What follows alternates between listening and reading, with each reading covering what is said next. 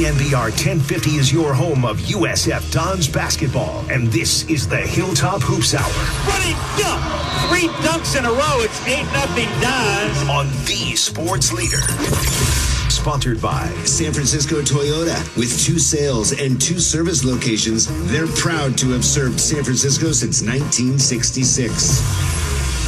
Pat Olson with you as we continue along on this Tuesday evening with the Hilltop Hoops Hour, as we have our Where Are They Now segment. From time to time on this program, we like to feature a guest, a former USF basketball player.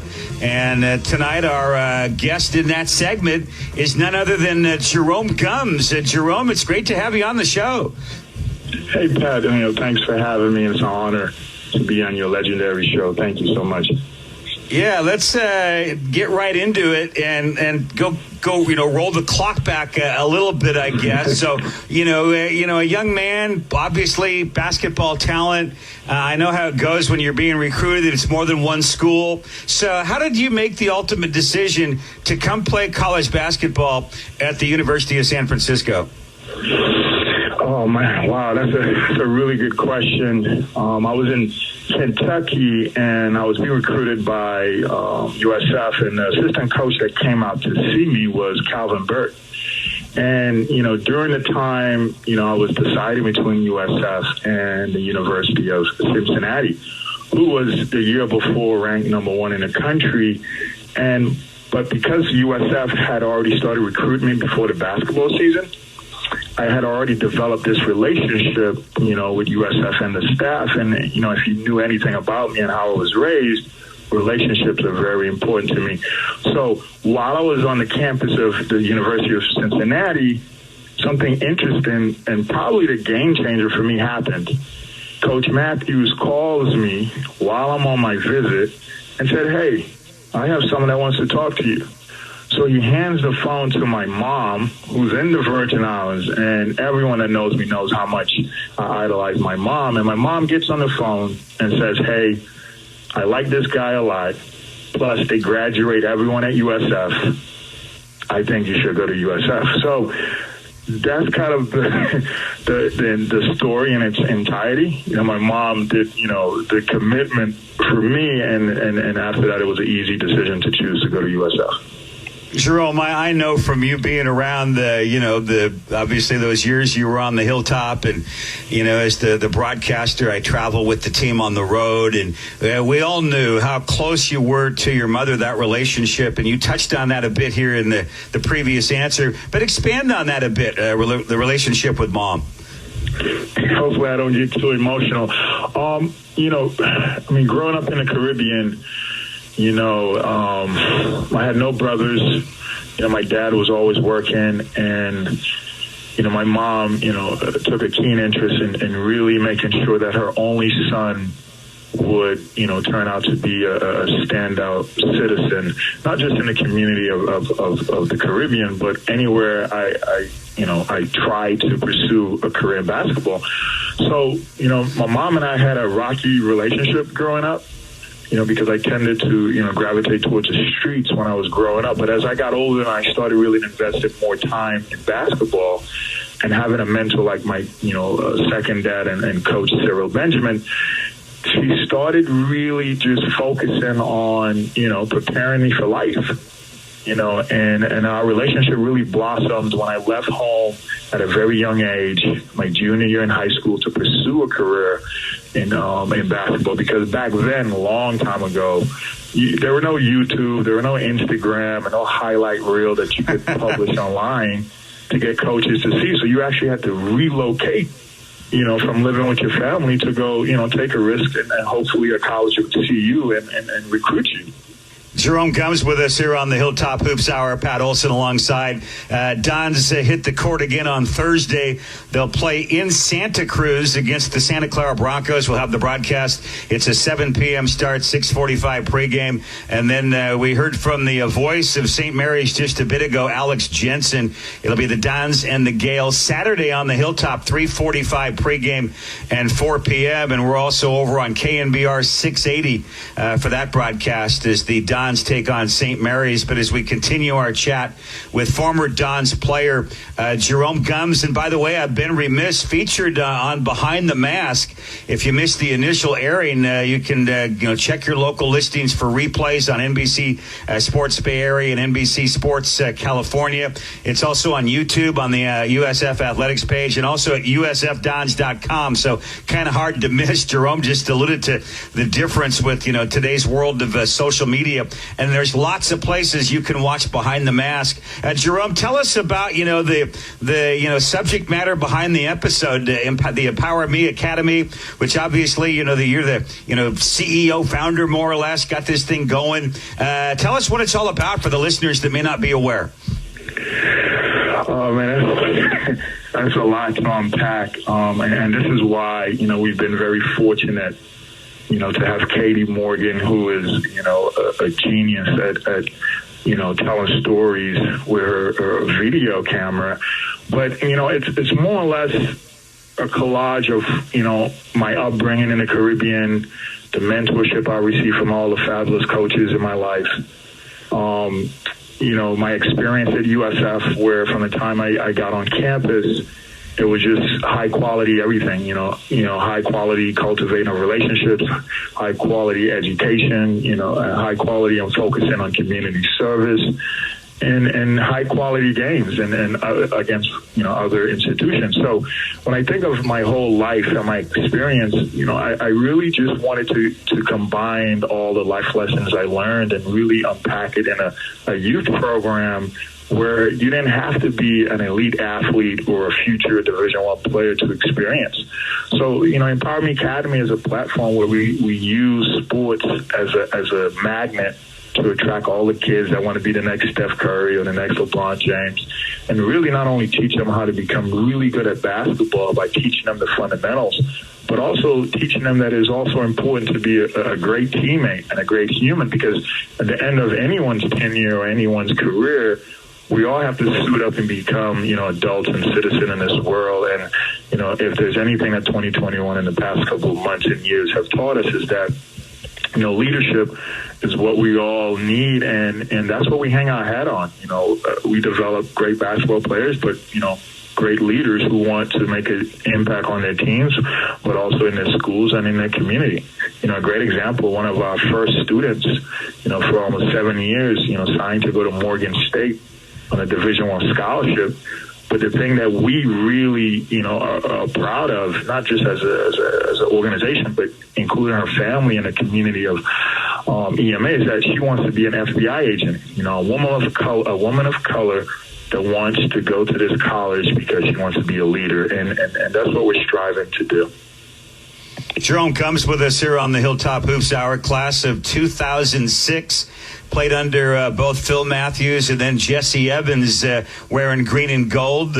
Jerome, as we continue along, you touched there upon, more than just the on the court stuff, right? Having that positive attitude. How much, where does that come from, that history with you to convey that? Because I remember you getting on the bus. You were always the one guy with the biggest smile, going to practice and going to games, and even after sometimes a tough ball game. Where'd that positive attitude, how did that come to be part of the Jerome Gumbs model?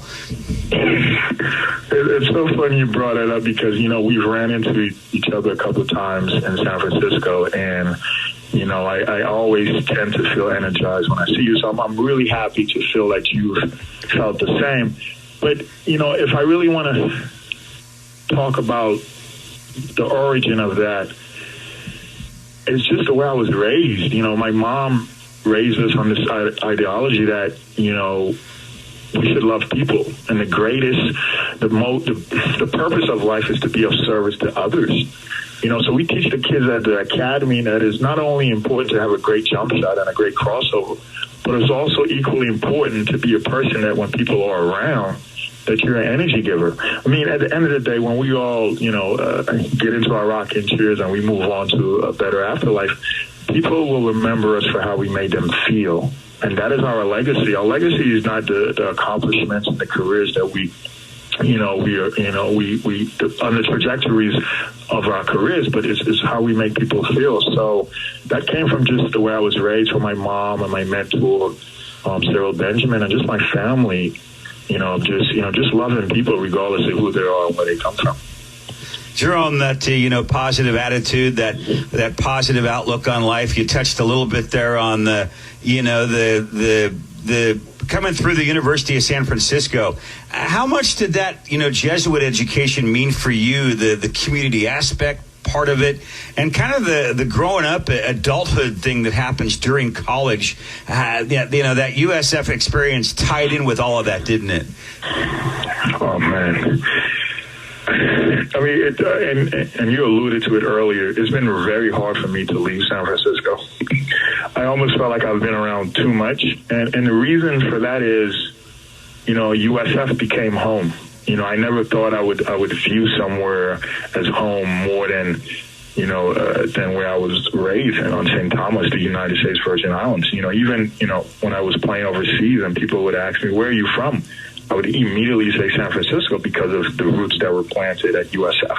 And the reason why I loved the USF was from the time I got on campus, from the experiences I had with my teammates who I still have relationships with now. We're actually trying to get Johnny Dukes on staff in the future. But how they embraced me. Little did people know when I was a freshman with all the expectations, having, decided to go there over Cincinnati, I was a dad.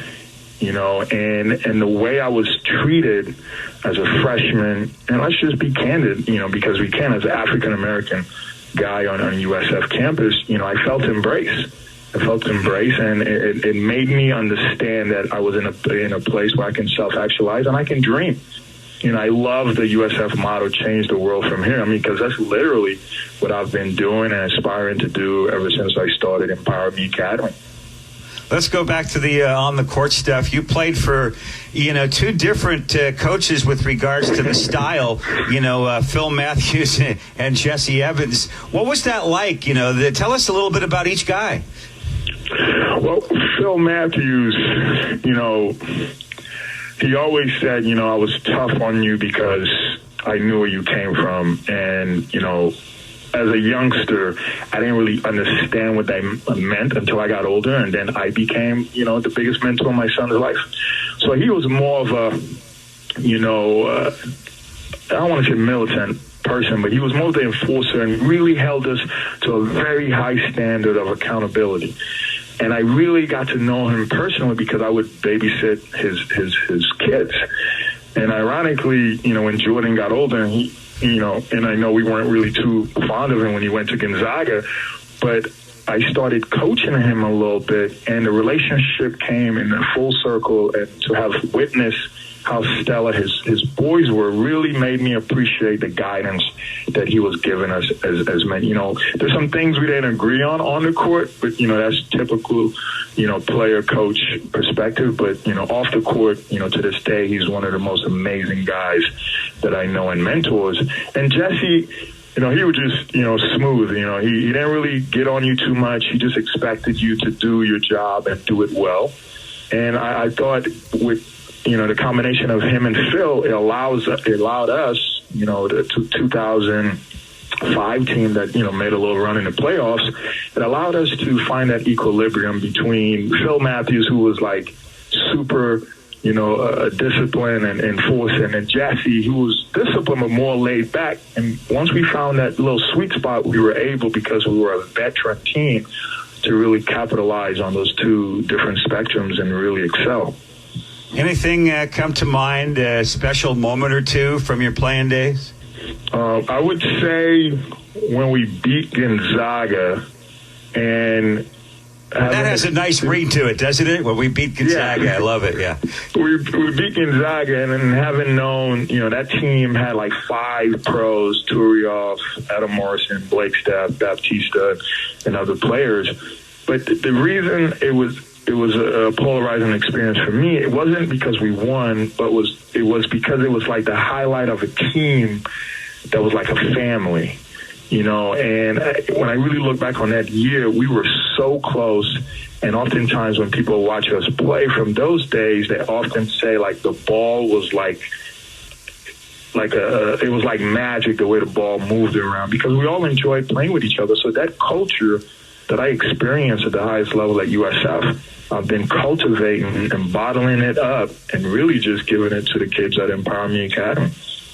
Hey, Jerome, appreciate the visit. It's great catching up with you. I can envision the smile on your face as we talk through the phone here. You always had that, as I said earlier, that smile getting on the bus. It was always great to be around you when you were part of the USF program. And great things for the fans out there that want to learn more. It's empoweracademy.net. Jerome, again, thanks for coming on the show. No problem, Pat. And you made it easy to be happy around us, but just a quick correction is Empower Me Academy. Just a quick correction. Thank you. Okay. Oh, Empower Me Academy and then .net, correct? Yes. Okay. All right, we got it. All right, that's the website to go to. That's Jerome Gumbs. We want to thank our earlier guest, Todd Golden, who opened up the program, the head coach of the USF Dons, and then the voice of the Gales, Alec Jensen. It's the Dons taking on the Gales on Saturday. That's the Saturday ball game, 3:45, 4 p.m. for the broadcast start. And then between now and then on Thursday, Dons and Broncos in Santa Cruz, 7 p.m., 6:45 for the pregame. Thanks as well to our producer, Raf Corral. It's ESPN Sports Radio next. You've been listening to the Hilltop Hoops Hour on KNBR 1050, the sports leader. This is Green and Gold Radio. Left side three, good! And the Dons have rushed right back into this ball game. The Hilltop Hoops Hour has been sponsored by Provident Credit Union, a Provident Credit Union checking account